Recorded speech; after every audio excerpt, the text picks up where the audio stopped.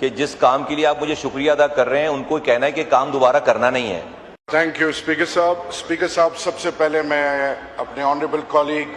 مصطفیٰ کمال صاحب کا شکریہ ادا کرنا چاہوں گا۔ ایکریڈیشن کسٹ یونیورسٹی، کوارڈ university of science and technology, nursing department کے لیے ان کے ایفرٹس، ان کے سیکٹری کے sir I appreciate and applaud your commitment, hats off to you sir. میں نے شکریہ ادا کرنا ہے۔ دوسری چیز سر میں نے یہ بتانا ہے کہ WHO یونیسیف کے تھرو ہمیں سرٹن ویکسینز اور انجیکشنز جو کہ فیڈرل گورنمنٹ پریکیور کرتی ہے اور پھر فیڈریٹنگ یونٹس کو دیتی ہیں، اس حوالے سے میری ریکویسٹ ہے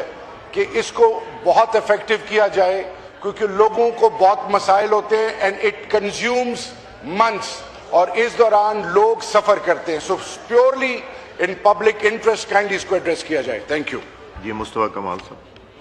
سر سب سے پہلے تو شہریار آفریدی صاحب ہمارے آنریبل MNA ہیں، آپ کے شکریہ کا شکریہ، لیکن جو ہے وہ ایک گزارش ہے بہت بسط احترام کے ساتھ کہ جس کام کے لیے آپ مجھے شکریہ ادا کر رہے ہیں ان کو کہنا ہے کہ کام دوبارہ کرنا نہیں ہے،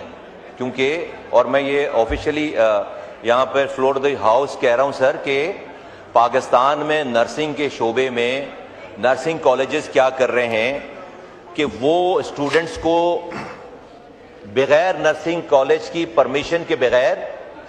وہ اسٹوڈنٹس کو ایڈمٹ کر لے رہے ہیں، اس سے لاکھوں روپے کی فیس لے رہے ہیں۔ جب 3 سالوں تک وہ پڑھا دیتے ہیں تو 400 450 500 اسٹوڈنٹس کو لا کر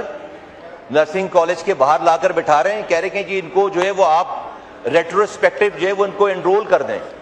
بھائی پورے پاکستان میں نرسنگ کالج کی پرمیشن لینے کا ایک طریقہ کار ہے،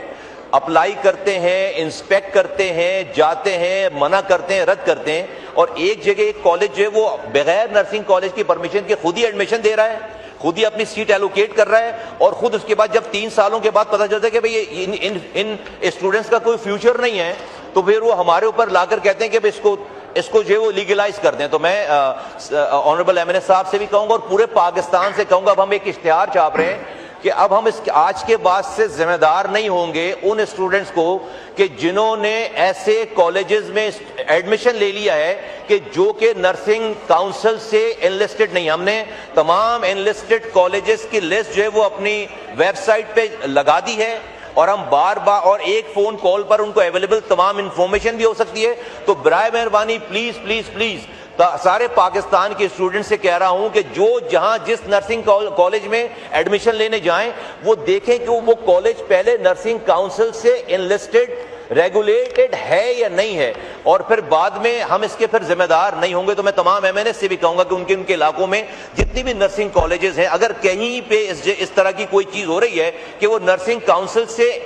ریگولیٹڈ نہیں ہیں اور وہ اپنے اسٹوڈنٹس کو فیس لے کر پیسے لے کر ان کو تعلیم دینا شروع کر رہے ہیں وچ از انلیگل، تو وہاں پر ان کی روک تھام کریں اور ہمیں بتائیں۔